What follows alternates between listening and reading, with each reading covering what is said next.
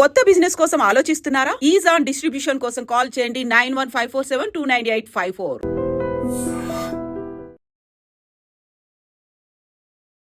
అందరికీ నమస్కారం. నేను మీ ఆయుర్వేద డాక్టర్ చిట్టిపొట్ల మధుసూదన శర్మని.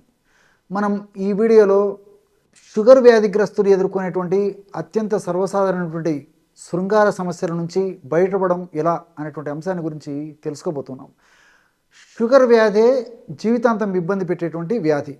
మరి ఈ షుగర్ వ్యాధి వల్ల అనేక రకాలైన సమస్యలు కలుగుతుంటాయి. కీళ్ళ నొప్పులు షుగర్ వ్యాధి వల్ల కలగవచ్చు, కంటికి సంబంధించినటువంటి ఇబ్బందులు, గుండెకు సంబంధించినటువంటి ఇబ్బందులు, మెదడుకు సంబంధించినటువంటి ఇబ్బందులు, అదేవిధంగా మూత్రపిండాలకు సంబంధించినటువంటి ఇబ్బందులు, అట్లే జీర్ణాశయానికి సంబంధించినటువంటి ఇబ్బందులు, నరాలకు సంబంధించినటువంటి ఇబ్బందులు, ఇలా అనేక రకాలైనటువంటి సమస్యలు, ఇబ్బందులు, ఇక్కట్లు ఈ షుగర్ వ్యాధిగ్రస్తుల్లో మరి క్రమక్రమంగా రావడం మొదలవుతాయి. సరే, ఈ సమస్యలు వచ్చినప్పుడు వాళ్ళు వైద్యులను సంప్రదిస్తారు, లేకపోతే ఆ వైద్యులు సూచించిన మేరకు ఫాలో అవుతారు, ఆ సమస్యతో ఎలాగోలాగా నెట్టుకొస్తూ ఉంటారు. కానీ శృంగారానికి సంబంధించినటువంటి విషయం వచ్చేసరికి చాలా ఇబ్బంది పడుతుంటారు. ఈ సమస్య వచ్చినప్పుడు భాగస్వామితో చెప్పుకోలేరు, స్నేహితులతో చెప్పుకోలేరు, బంధువులతో చెప్పుకోలేరు, శ్రేయభిలాషులతో చెప్పుకోలేరు, చివరికి వైద్యులతో కూడా చెప్పుకోలేకుండా మానసికంగా కుంగిపోయి, ఆ యొక్క మానసికంగా కుంగిపోవడం చేత ఉన్నటువంటి సమస్యలు, శృంగార సమస్యలు మరింత పెరిగిపోయి, ఆ యొక్క ప్రభావం చేత కూడా మరి షుగర్ వ్యాధి పెరుగుతుంది. ఈ శృంగార సమస్యలు పెరిగిపోయి ఆ యొక్క దాంపత్య జీవితం అతలాకుతలమైనటువంటి పరిస్థితి ఏర్పడుతూ ఉంటుంది.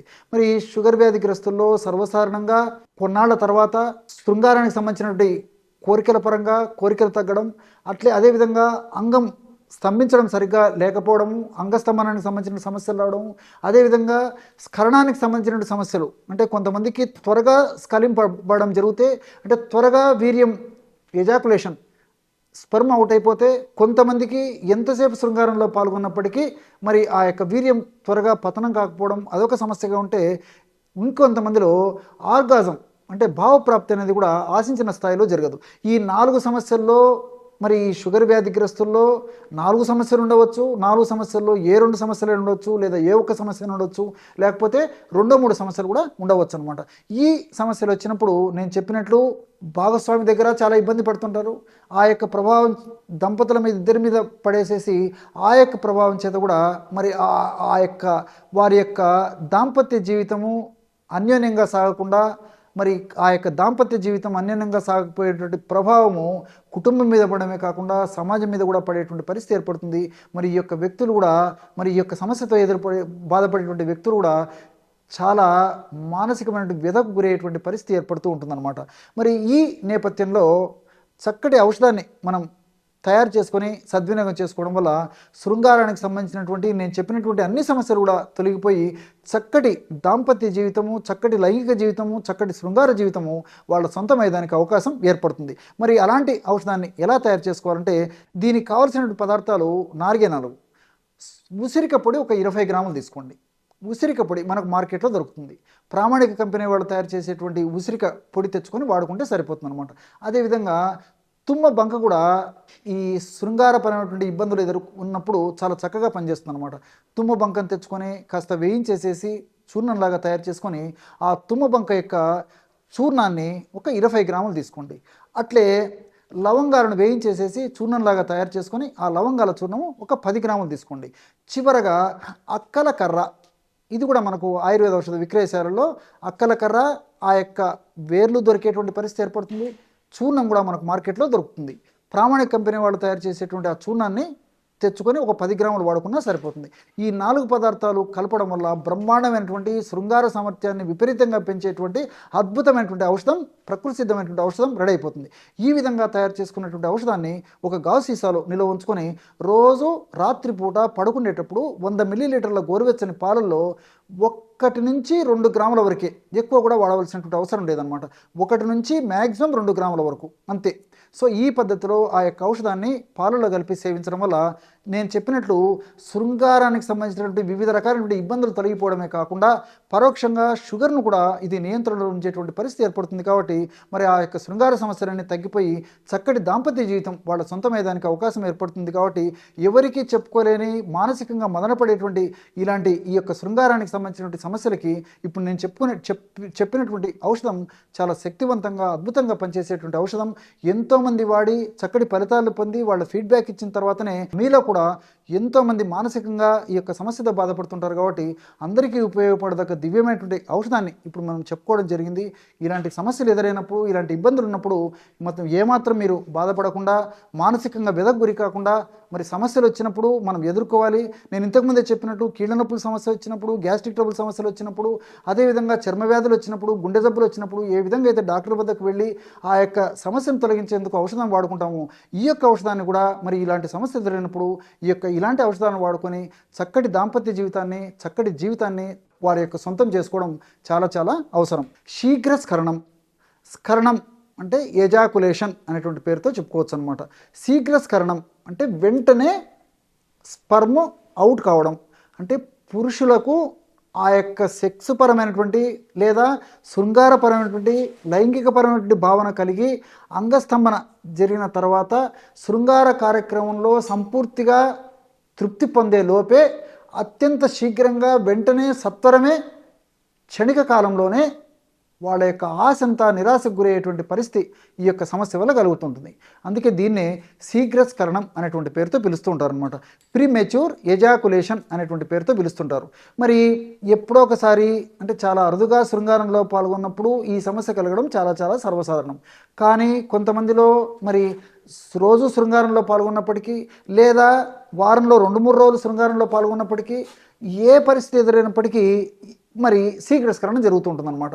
వీళ్ళు ఎంతో ఊహించుకుంటారు, బౌండరీస్ కొట్టాలని, సిక్సర్స్ కొట్టాలని చెప్పేసి చాలా సంతృప్తికరమైనటువంటి శృంగార జీవితాన్ని అనుభవించాలని, భాగస్వామి కూడా తన వల్ల శృంగారపరంగా లైంగికపరంగా చాలా సంతృప్తికరమైనటువంటి ఆశతో, ఆకాంక్షతో, ఎన్నో కోరికలతో మరి ఆ శృంగార గదిలోకి అడుగుపెట్టి మరి శృంగార సామర్థ్యాన్ని మరి నీరు గారిపోయేటువంటి పరిస్థితిలో ఈ విధంగా కల్పించుకున్నప్పుడు ఎంత నిరాశజనకంగా ఆ యొక్క భాగస్వాముల మధ్యలో, దంపతుల మధ్యలో శృంగారానికి సంబంధించినటువంటి ఆ యొక్క కార్యక్రమం ఉంటుందో ప్రత్యేకంగా చెప్పనక్కర్లేదు.